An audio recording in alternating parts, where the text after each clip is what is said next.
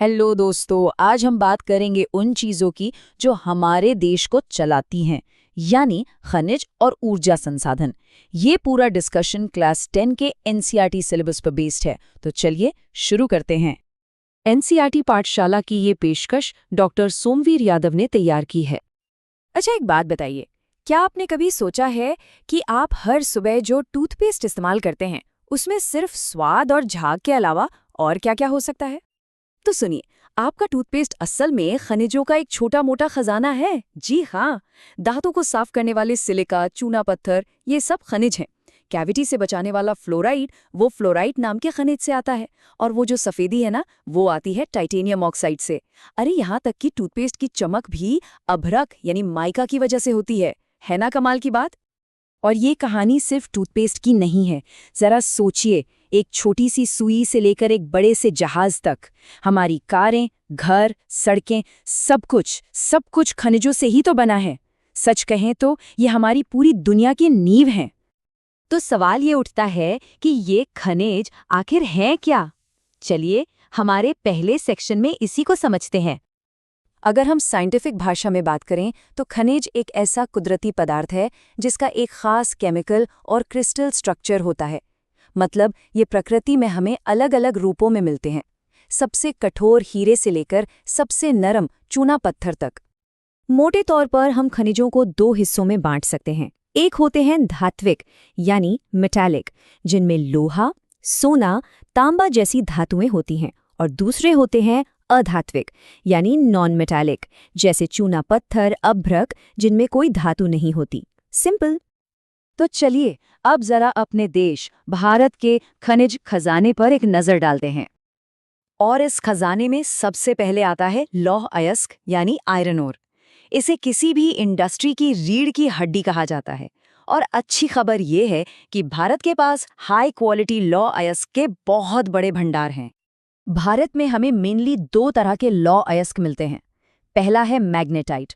ये सबसे बढ़िया क्वालिटी का होता है। इसमें लगभग 70% तक लोहा होता है और इसमें जबरदस्त मैग्नेटिक गुण होते हैं। दूसरा है हेमेटाइट। ये इंडस्ट्री में सबसे ज्यादा इस्तेमाल होता है, हालांकि इसमें लोहे का कंटेंट थोड़ा कम, मतलब 50 से 60% के बीच होता है। ये जो लौह अयस्क है, ये भारत में मुख्य तौर पर 4 बड़ी बेल्ट्स में मिलता है। ये बेल्ट्स ओडिशा, झारखंड से लेकर महाराष्ट्र, गोवा तक फैली हुई हैं। और आप देखेंगे कि देश के ज्यादातर बड़े बड़े स्टील प्लांट्स भी इन्हीं इलाकों के पास हैं।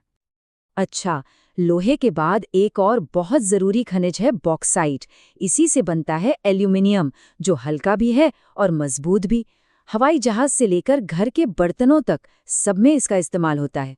और अगर हम इसके प्रोडक्शन की बात करें तो ओडिशा इसमें सबसे आगे है। सोचिए, देश का लगभग 65% बॉक्साइट अकेला ओडिशा ही प्रोड्यूस करता है।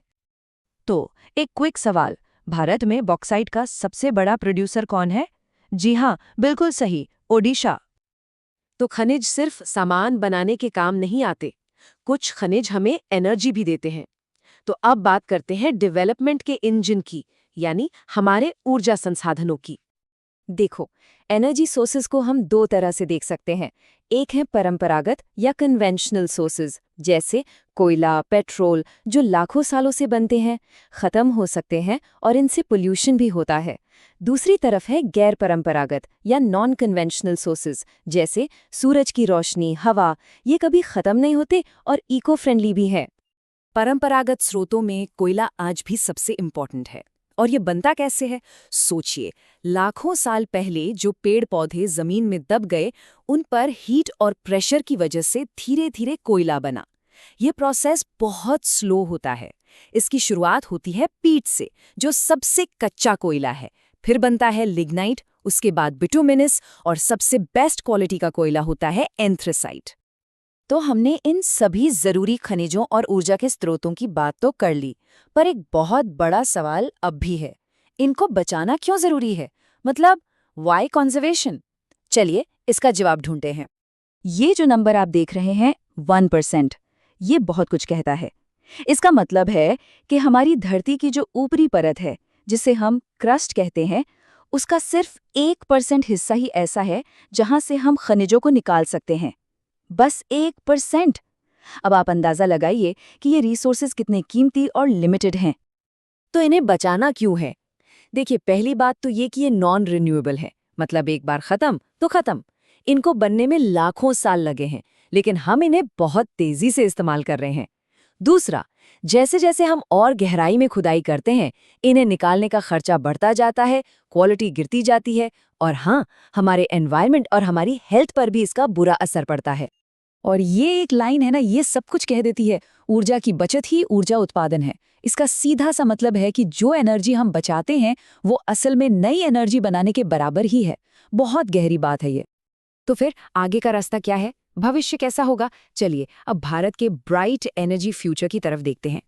देखिए, भारत का भविष्य रिन्यूएबल एनर्जी में है। हम एक ट्रॉपिकल देश हैं, तो हमारे पास सोलर एनर्जी का तो कोई हिसाब ही नहीं है। फिर तमिलनाडु में नागरकोइल से मदुरई तक का विंड फार्म है। गांव में गोबर गैस प्लांट यानी बायोगैस न सिर्फ बिजली देता है बल्कि खाद भी। और तो और, खंबात की खाड़ी में टाइडल एनर्जी यानी समंदर की लहरों से बिजली बनाने का भी जबरदस्त पोटेंशियल है। ये सब मिलके एक क्लीन और ग्रीन फ्यूचर का रास्ता बना सकते हैं।